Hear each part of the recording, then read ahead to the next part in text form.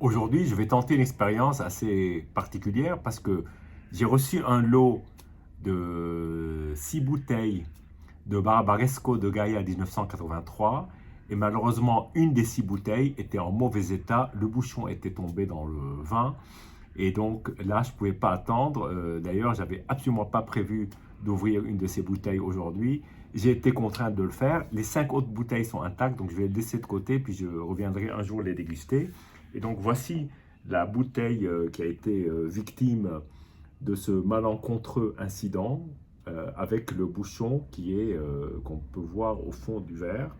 Donc un Barbaresco 83, probablement la 23e vendange de Angelo Gaia qui avait repris de son père Giovanni, donc dans le Piémont sur cette appellation dont il est, on va dire, vraiment le ténor incontesté.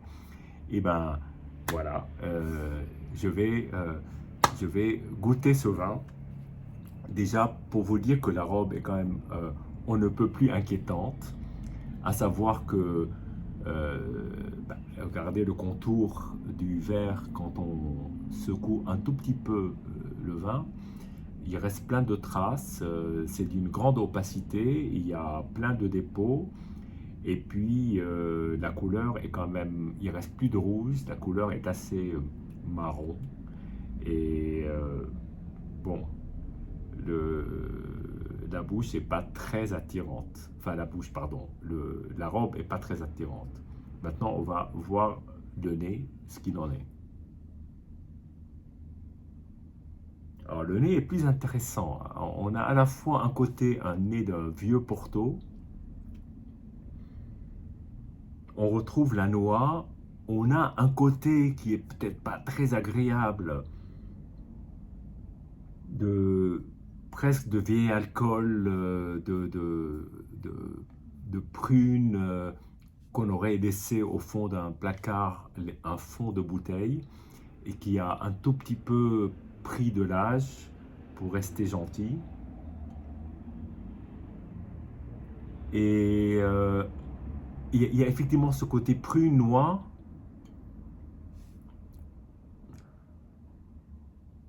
un côté légèrement phénolique, presque médicamenteux, donc c'est c'est pas terrible.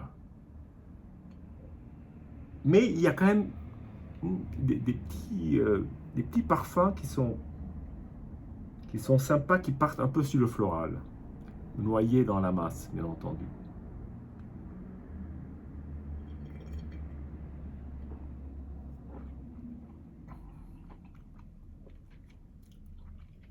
Alors le nez, par contre, est hyper surprenant.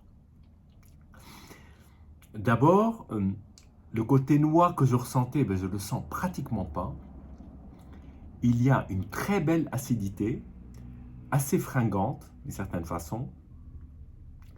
Pas forcément d'un vin jeune, ni même d'un vin vieux, une assez drôle d'acidité.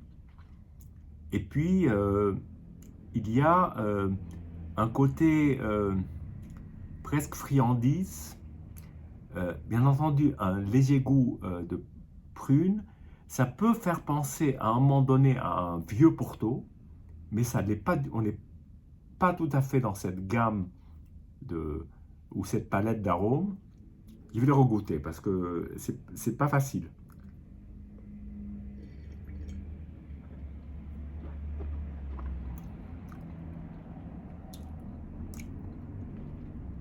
Mm.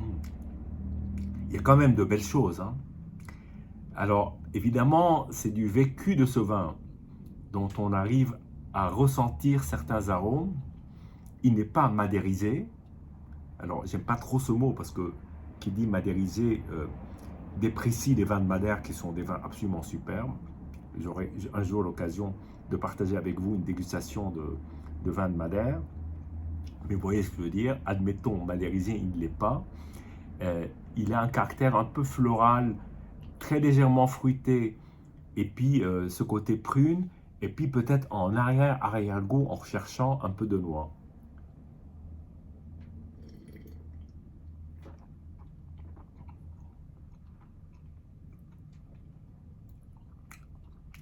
C'est quand même assez particulier. Moi j'aime beaucoup, euh, le côté parfumé, en fait, prend le dessus et donne un certain plaisir à ce vin un peu spécial, qui a mal voyagé et qui a eu un incident de parcours. Et j'aimerais en fait assez rapidement, ce que je ferais, ouvrir une bouteille impeccable pour voir si si on retrouve ce que j'ai ressenti ici. Et à l'occasion, ben, je le ferai et je le partagerai avec vous. Voilà. Une expérience assez particulière. Santé et à bientôt.